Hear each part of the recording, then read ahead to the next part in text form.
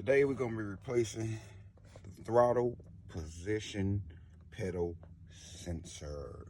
That's this baby on here. And get her.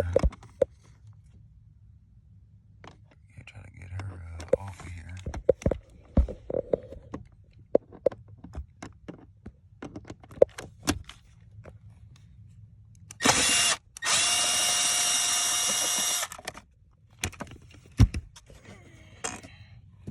Here's one.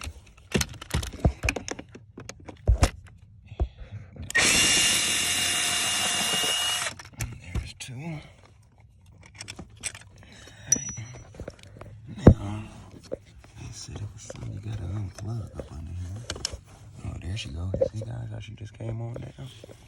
And now you gotta get her up off of here. Go in and then hold it and pull. Boom, there we go. We are disconnected. So we got that baby off.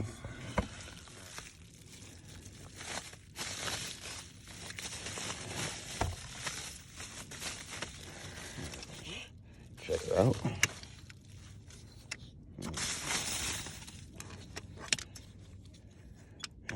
Pedal look a little fatter.